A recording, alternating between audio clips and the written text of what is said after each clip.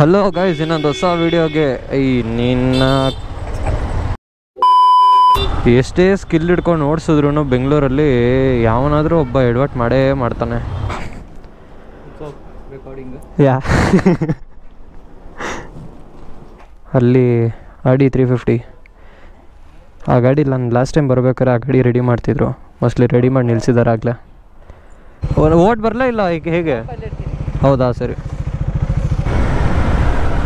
7000 RPM ಮೇಲೆ ಹೋಯ್ತು ಅಂದರೆ ಗಾಡಿ ನೆಕ್ಸ್ಟ್ ಲೆವೆಲ್ ಪವರ್ ಕೊಡ್ತಿದೆ. ಮಾತ್ರ ಫೀಲ್ ಹೆಂಗೆ ಬರ್ತಿದೆ ಗೊತ್ತಾ ಇಳಿಯೋದು. ಹಲೋ ಎಲ್ರಿಗೂ, ಇನ್ನೊಂದು ಹೊಸ ವ್ಲಾಗಿಗೆ ಸುಸ್ವಾಗತ. ಓಡಿಸ್ತೀರಾ?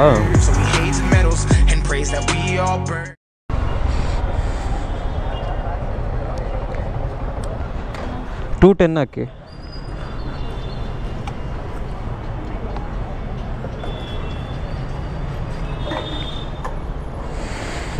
ಹಲೋ ಗೈಸ್, ಇನ್ನೊಂದು ಹೊಸ ವಿಡಿಯೋಗೆ ನಿನ್ನ ಯಾಕೋ ಯಾರ ನೋಡಿತ್ಯಾ? ಇಂಟ್ರೊಡಕ್ಷನ್ ಹೇಳೋಕೆ ಬಿಡ್ತಾ ಇಲ್ವಲ್ಲ. ಹಲೋ ಗೈಸ್, ಇನ್ನೊಂದು ಹೊಸ ವಿಡಿಯೋಗೆ ಎಲ್ಲರಿಗೂ ವೆಲ್ಕಮ್. ಸೊ ಎಲ್ಲರೂ ಆರಾಮಾಗಿದ್ದೀರಾ ಅಂತ ಅನ್ಕೋತೀನಿ. ಎಷ್ಟೇ ಸ್ಕಿಲ್ ಹಿಡ್ಕೊಂಡು ಓಡಿಸಿದ್ರು ಬೆಂಗಳೂರಲ್ಲಿ ಯಾವನಾದರೂ ಒಬ್ಬ ಎಡವಟ್ ಮಾಡೇ ಮಾಡ್ತಾನೆ. ನನಗೆ ಗೋಪ್ರೋ ನೀಟಾಗಿ ಸೆಟ್ ಆಗ್ತಾಯಿಲ್ಲ ಗುರು. ಹೆಲ್ಮೆಟ್ಗೆ ಏನು ಮಾಡೋದು ಅಂತ ಗೊತ್ತಾಗ್ತಾಯಿಲ್ಲ ನನಗೆ. ಸಿಕ್ಕಾಬಿಡೆ ತಲೆ ಕೆಡ್ತಿದೆ. ಗೋಪ್ರೋ ಹೆಂಗೆ ಸೆಟ್ ಮಾಡಲಿ ಅಂತ ನೋಡಿ. ಅಲ್ಲಿ ಯಾವ ಥರ ಕಾಣಿಸ್ತಿದೆ, ಬುಗ್ಬಿಟ್ಟೈತೆ ಕ್ಯಾಮ್ರಾ. ಬೇರೆ ಜಾಗ ಇಲ್ಲ ನನಗೆ ಅಲ್ಲಿ ಅಡ್ಜಸ್ಟ್ ಮಾಡೋದಕ್ಕೆ. ಇನ್ನೊಂದು ಅಡ್ಜಸ್ಟ್ಮೆಂಟ್ ಮೌಂಟ್ ಹಾಕೊಬೇಕು. ಅಡ್ಜಸ್ಟ್ಮೆಂಟ್ ಮೌಂಟು ಸಿಗ್ತಾನೆ ಇಲ್ಲ, ಸ್ಟಾಕ್ಸ್ ಇಲ್ಲ ಅಂತಾರೆ ಒಬ್ರೊಬ್ರು ಕೇಳಿದ್ರೆ. ಒಂದು ಅದಿಷ್ಟು ಚಿಕ್ಕ ಮೌಂಟಿಗೆ ಅಂದರೆ ಅದು ಅಡ್ಜಸ್ಟ್ಮೆಂಟ್ ಮಾಡೋದು ಒಂದು ಬರುತ್ತೆ. ಅದು ಅಡ್ಜಸ್ಟ್ ಮಾಡೋ ಮೌಂಟೇನೆ ಅದು 700 ರೂಪಾಯಿ ಇದೆ. ಅದು ಒಂದಕ್ಕೆ 700 ರೂಪಾಯಿ ಖರ್ಚು ಮಾಡಿಬಿಟ್ರೆ ಇನ್ನು ಬೇರೆ ಹೆಲ್ಮೆಟ್ಟು ಏನು ಹಾರ ನೋಡಿತೀರಲ್ಲಿ ಏನೋ ಹೇಳ್ತಿದ್ದೆ, ಏನೇನೋ ಆಗೋಯ್ತು. ಅದೊಂದು ಅಡ್ಜಸ್ಟ್ಮೆಂಟಿಗೆ ಮೌಂಟಿಗೆ 700 ರೂಪಾಯಿ 800 ರೂಪಾಯಿ ಖರ್ಚು ಮಾಡಿಬಿಟ್ರೆ ಹೆಂಗೆ ಕತೆ? ಫುಲ್ ಸೆಟ್ಟೇ ಬಂದುಬಿಡುತ್ತೆ. ನಂಗೆ ಇನ್ನೊಂದು ಸೆಟ್ಟು ಏನೋ ಫುಲ್ ಮೌಂಟ್ ಸೆಟ್ಟೇ ತೊಗೊಂಡ್ಬಿಡ್ಬೋದು. ನಾನು ವೀಡಿಯೋಸ್ಗಳನ್ನ ಯೂಟ್ಯೂಬಿಗೆ ಅಪ್ಲೋಡ್ ಮಾಡಿದ್ದೀನಿ, ಬಟ್ ಅದನ್ನು ಪಬ್ಲಿಷ್ ಮಾಡೋಕ್ಕಾಗ್ತಾಯಿಲ್ಲ ನನಗೆ. ಪಬ್ಲಿಕ್ ಮಾಡಬೇಕು, ಮಾಡ್ತೀನಿ. 2 ವೀಡಿಯೋ ಎಷ್ಟೊತ್ತಿಗೆ ಆಲ್ರೆಡಿ ಹಾಕಿರ್ತೀನಿ ಅನಿಸುತ್ತೆ. ಇಲ್ಲ ಈ ವಿಡಿಯೋ ಹಾಕ್ತೀನಾ ಇಲ್ಲ ಆ ವಿಡಿಯೋ ಹಾಕ್ತೀನಾ ಗೊತ್ತಿಲ್ಲ. ಸಿಕ್ಕಾಬಿಡೆ ಕನ್ಫ್ಯೂಷನಲ್ಲಿದ್ದೀನಿ.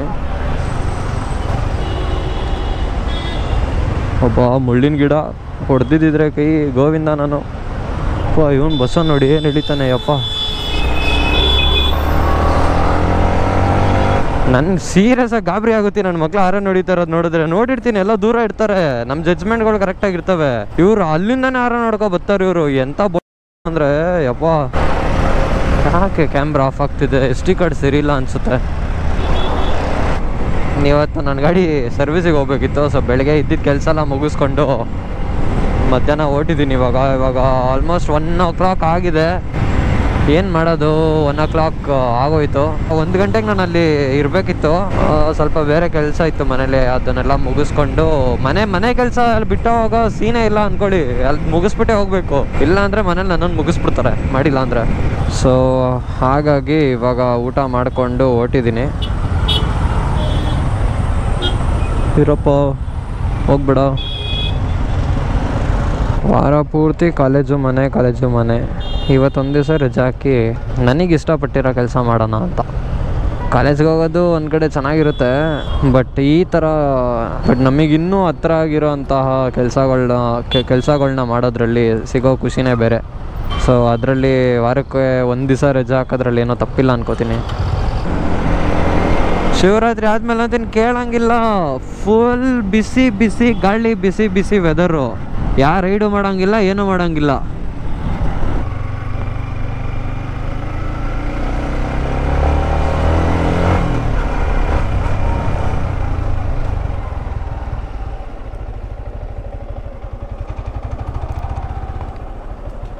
ಎಲ್ಲಿ ಒಳಗಡೆನಾ?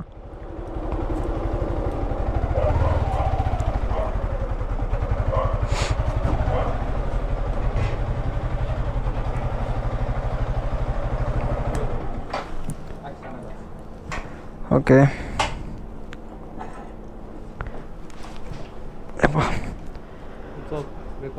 ಯಾ ಆಯ್ತಾ ಊಟ?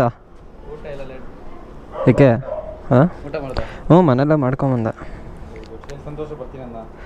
ಇಲ್ಲ ಅವರು 6 ಗಂಟೆ ಕೆಲಸ ಮುಗಿಯುತ್ತೆ, ಅವಾಗ ಫೋನ್ ಹಾಕು.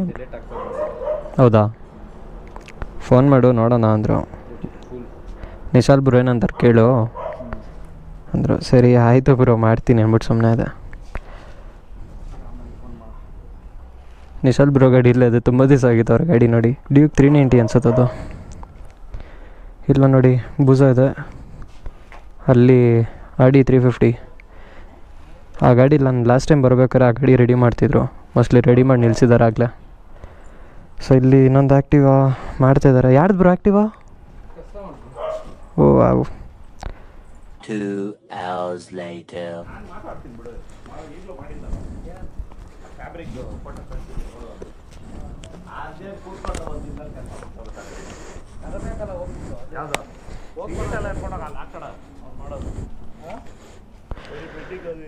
ಬ್ರೋ ಬರೋದಾ? Thank you so much. Okay.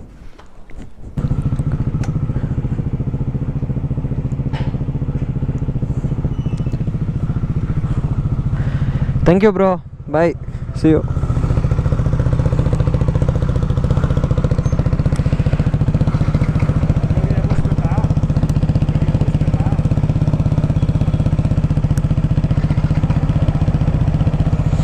So finally ಗಾಡಿ ಕೆಲಸ ಎಲ್ಲ ಆಯಿತು. ಅಂದ್ಕೊಂಡಿದ್ದು ಚೈನ್ ಸ್ಪಾಕೆಟ್ ಚೇಂಜ್ ಮಾಡೋಕ್ಕಿತ್ತು, ಮಾಡಿದ್ವಿ. ಏರ್ ಫಿಲ್ಟ್ರ್ ಕ್ಲೀನ್ ಮಾಡಬೇಕಿತ್ತು, ಮಾಡಿದ್ವಿ.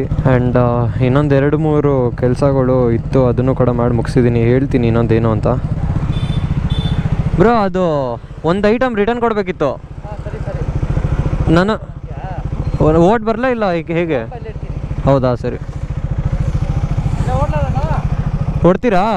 ಸರಿ ಓಕೆ ಡನ್, ಸಿಗೋಣ. Thank you so much. ಗೊತ್ತು ನಮ್ಮನೆಗಾ? ಗೊತ್ತು ಬಿಡಿ, ಹೋಗ್ತೀನಿ. ಹೌದು ಗೊತ್ತು ಗೊತ್ತಾಯ್ತು ಬ್ರೋ. ಹೌದಾ, ಹಾಂ ಓಕೆ ಡನ್. ಬಾಯ್ ಬಾಯ್ ಬ್ರೋ, ಬಾಯ್ ಬಾಯ್.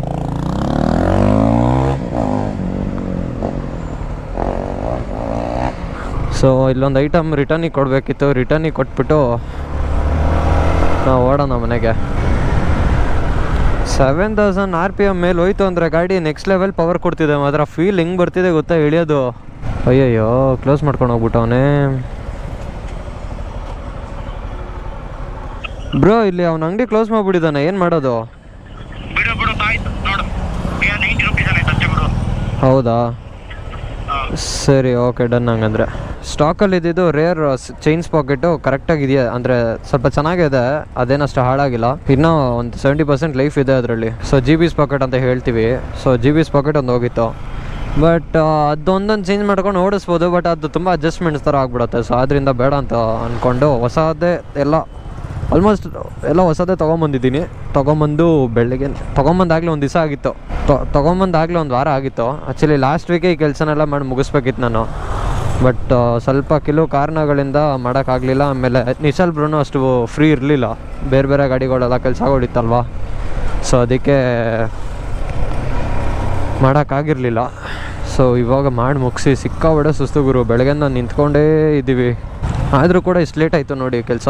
ಗಾಡಿ ಕೆಲಸ ಅಂದಮೇಲೆ ನಿಧಾನಕ್ಕೆ ಪೇಷನ್ಸಾಗಿ ಮಾಡಿ ಮುಗಿಸ್ಬೇಕು ಎಷ್ಟೊತ್ತೇ ಆಗಲಿ ಅಂತ. ಲಾಸ್ಟ್ ವೀಕ್ ತಾನೇ ನಮ್ಮ ಹುಡುಗರೆಲ್ಲ ಬ್ರೇಕ್ ಪ್ಯಾಡ್ಸ್ ಎಲ್ಲ ಬಿಚ್ಚಿ ಕ್ಯಾಲಿಬರ್ಸ್ ಎಲ್ಲ ಕ್ಲೀನ್ ಮಾಡಿಕೊಂಡು ಫ್ಲಶ್ ಔಟ್ ಮಾಡಿ ಹೊಸ ಆಯಿಲ್ ಹಾಕಿ, ಅವ್ರದ್ದು ಒಂದು ಮಧ್ಯರಾತ್ರಿ 1 ಗಂಟೆ ತನಕ ಸಿಕ್ಕಾಬಟ್ಟೆ ಕೆಲಸ ಇತ್ತು. ಎಲ್ಲ ನಮ್ಮನೆಲ್ಲೇ ಮಾಡಿದ್ದು. ಸೊ ಆ ಟೈಮಲ್ಲಿ ನನ್ನ ಗಾಡಿ ಮಾಡಿರಲಿಲ್ಲ, ಬಿಕಾಸ್ ನಾನು ಬ್ರೇಕ್ ಪ್ಯಾಡ್ಸ್ ಎಲ್ಲ ಏನು ಹೊಸದು ಹಾಕೋದು ಬೇಡ ಅಂತ ಅಂದ್ಕೊಂಡಿದ್ದೆ. ಇನ್ನೂ ಬ್ರೇಕ್ ಪ್ಯಾಡ್ಸ್ ಇತ್ತು, ಇನ್ನೂ ಲೈಫ್ ಬರುತ್ತೆ ಅಂತ ಗೊತ್ತಿತ್ತು ನನಗೆ. ಒಂದು 2,000-3,000 ಓಡಿಸ್ಬೋದು ಅಂದ್ಕೊಂಡಿದ್ದೆ, ಅದಕ್ಕೆ ನಾನು ಮಾಡಿರಲಿಲ್ಲ. ಬಟ್ ಇವಾಗ ನನ್ನ ಗಾಡೀಲಿ ಏನೇನು ಚೇಂಜ್ ಮಾಡಿಸಿದ್ದೀನಿ ಅಂದರೆ ಚೈನ್ ಸ್ಪಾಕೆಟು ಚೇಂಜ್ ಮಾಡಿದ್ದೀವಿ. ಆಮೇಲೆ ಇನ್ನೊಂದೇನು ಬ್ರೇಕ್ ಪ್ಯಾಡ್ ಚೇಂಜ್ ಮಾಡಿದ್ದೀವಿ. ಆಮೇಲೆ ಚೈನ್ ಅಡ್ಜಸ್ಟ್ಮೆಂಟು ಕರೆಕ್ಟಾಗಿ ಕುತ್ಕೊಂಡಿರಲಿಲ್ಲ, ಅದನ್ನು ನೀಟಾಗಿ ಮಾಡಿದ್ದೀವಿ. ಸೊ ಇನ್ನು ಏನಿದ್ರು ಟ್ರಾಟಲ್ ಬಾಡಿ ಕ್ಲೀನ್ ಮಾಡಿಸ್ಬೇಕಾ ಅಂತ ಯೋಚನೆ ಮಾಡ್ತಾಯಿದ್ದೀನಿ. ಬಿಕಾಸ್ 5,000 ಓಡಿಸಾದ್ಮೇಲೆ ಇದು ಸರ್ವಿಸ್ ಮಾಡಿಸ್ತಾ ಇರೋದು ನಾನು. ಸ್ಟಾಕಲ್ಲಿ ಆಗಿದ್ದಿದ್ರೆ ಆಲ್ಮೋಸ್ಟ್ ಒಂದು 3,500 ಇಷ್ಟು 3,500ಗೆಲ್ಲ ನಂದು ಯಮಹಾಯಿಂದ ಆಯಿಲ್ ಬರುತ್ತಲ್ವ, ಅದನ್ನು ಚೇಂಜ್ ಮಾಡಿಸ್ತಿದ್ದೆ. ಸೊ ಇವಾಗ ಮೋಟಲ್ ಹಾಕಿರೋದ್ರಿಂದ 5,000. ಬಟ್ ಮೋಟಲ್ ಕ್ರೇಜಿ ಗುರು, ಕಂಪೇರಿಂಗ್ ಟು ಯಮಹಾ ಆಯಿಲ್ಗೆ ಮೋಟಲ್ ಕ್ರೇಜಿ ಇದೆ. ನಾನು ಆಯಿಲ್ ನೋಡಿದೆ, ಅದು ಪೂರ್ತಿ ಫ್ಲೆಶ್ ಔಟ್ ಮಾಡ್ಬೇಕಾರೆ ಸಂಪಿಂದ ಹಿಂಗೆ ಆಚೆ ಬರುತ್ತೆ. ಬಟ್ ನಮ್ಮದು ಯಮಹಾ ಲೂಬ ಎಲ್ಲ ಸೊ ಯಮ ಆಯಿಲೆಲ್ಲ ಫುಲ್ ಬ್ಲ್ಯಾಕ್ ಆಗಿಬಿಟ್ಟಿರುತ್ತೆ. ಹಾಕ್ಬೇಕಾದ್ರೆ ಒಂಥರ ಕಲರು, ಅದು ಓಡಾದ್ಮೇಲೆ ಬರೋದೇ ಬೇರೆ ಥರ, ಬಿಕಾಸ್ ಫುಲ್ ಬರ್ನ್ ಆಗಿರುತ್ತಲ್ವಾ. ಸೊ ಫುಲ್ ಆಯಿಲ್ ಬರ್ನ್ ಆಗಿರೋ ಥರನೇ ಇರುತ್ತೆ, ಫುಲ್ ಬ್ಲ್ಯಾಕ್ ಆಗಿರುತ್ತೆ, ಹೆವಿ ಬ್ಲ್ಯಾಕ್ ಆಗಿರುತ್ತೆ.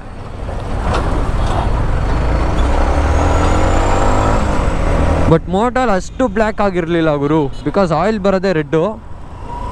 ಅದೇನಾದರೂ ಬರ್ನಿಂಗ್ ಜಾಸ್ತಿ ಇದ್ದರೆ ನಮಗೆ ಬ್ರೌನ್ ಬರಬೇಕು, ಬಟ್ ದೆನ್ ಅಷ್ಟೇನು ಬ್ರೌನ್ ಇರಲಿಲ್ಲ. I am okay.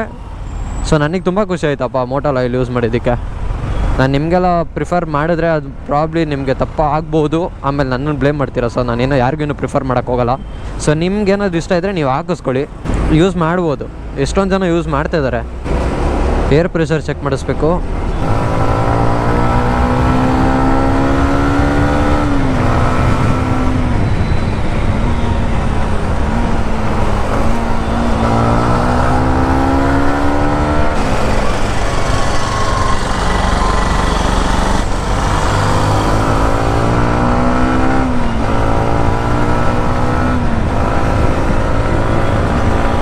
ಎಷ್ಟು ದಿವಸ ಆಗಿದಪ್ಪ ಹಿಂಗೆ ಗಾಡಿ ಓಡಿಸಿ.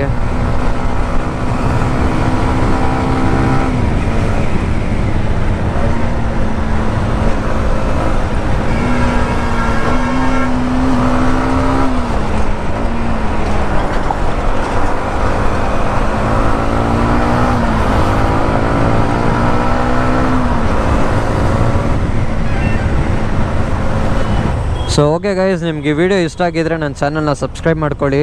ನನ್ನ ಇನ್ಸ್ಟಾಗ್ರಾಮ್ನ ಫಾಲೋ ಮಾಡಿ Born40 ಅಂತ. ಸೊ ಮತ್ತೆ ಒಂದು ಹೊಸ ವಿಡಿಯೋ, ಒಂದು ಹೊಸ ಕಂಟೆಂಟ್ ಜೊತೆ ಸಿಗ್ತೀನಿ. ಸೊ ಅಲ್ಲಿ ತನಕ ಎಲ್ಲರೂ take care, see you, bye bye.